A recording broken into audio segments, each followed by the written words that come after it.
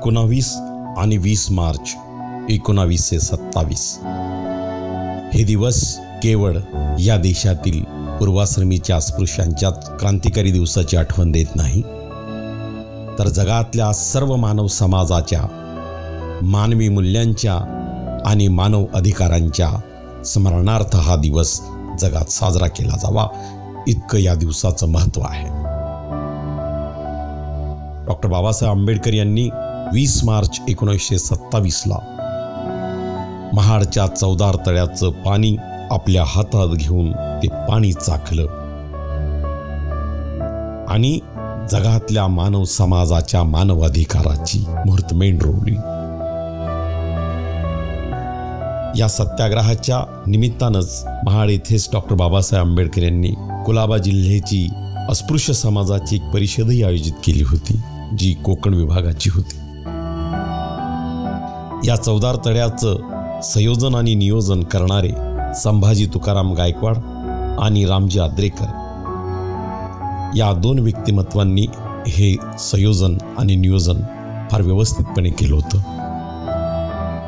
यामध्ये संभाजी गायकवाड यांचा मुलगा भिकाजी गायकवाड यांच्यावर महाडच्या चवदार तळ्याच्या सत्याग्रहानंतर सनातन्यांनी जो हल्ला केला होता, त्या हल्ल्यामध्ये हे गंभीर जखमी झाले होते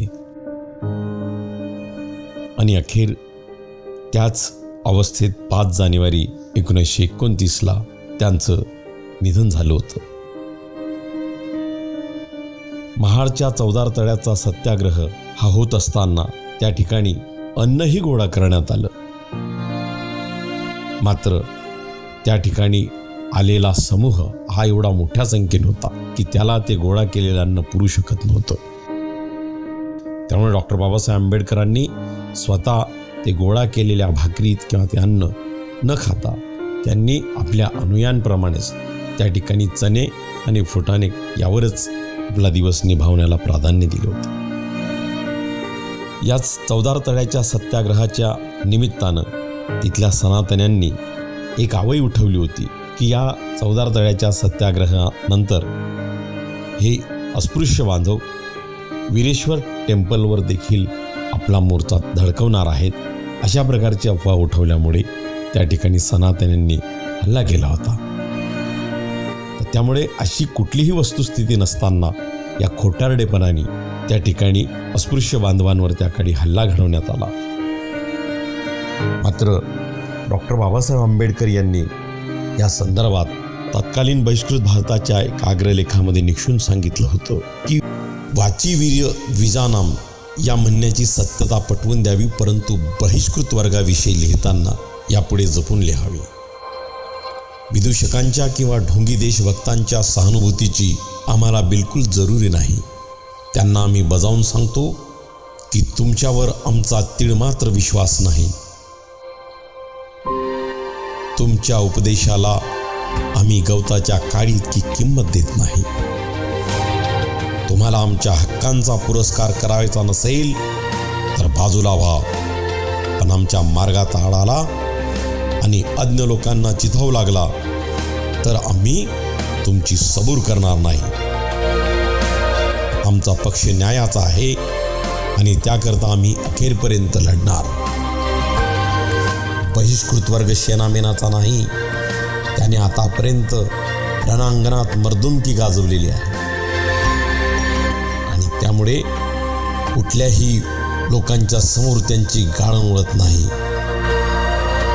आम्हास ठाऊक आहे आणि आमच्या पाठी सळकण्याची धमकी देणाऱ्यांची प्रसंग पडल्यास टाळकी सेकण्यास आम्ही पर्वा करणार नाही. मग काय होणार असेल ते हो. अशा पद्धतीने डॉक्टर बाबासाहेब आंबेडकर यांनी आपल्या समाजाविषयी भूमिका मांडताना तत्कालीन भालाकार भोपटकर यांच्या लिखाणाला जे आक्रमक भाषेतून जे उत्तर दिलं होतं आणि महाडच्या चवदार तळ्याचा संघर्ष केल्यानंतर त्याच्यावर सनातनी पद्धतीने बुद्धिजीवी प्रतिक्रिया जी भोपटकरांनी दिली होती, त्यांना डॉक्टर बाबासाहेब आंबेडकरांनी आपल्या शब्दात हे निक्षून सांगितलं होतं. महाडचा चवदार तळ्याचा सत्याग्रह हा केवळ पाणी प्राशनाचा सत्याग्रह नाही, हा जगातल्या निसर्गातल्या सर्व मानवांचा निसर्ग संपत्तीवर आणि नैसर्गिक साधनांवर समान मानव अधिकार आहे हे बजावणारा आणि निक्षून सांगणारा सत्याग्रह आहे. या सत्याग्रहाच्या निमित्तानं डॉक्टर बाबासाहेब आंबेडकर यांच्या विचार, कृती आणि कार्याला त्रिवेज मीडियाचे विनम्र अभिवादन.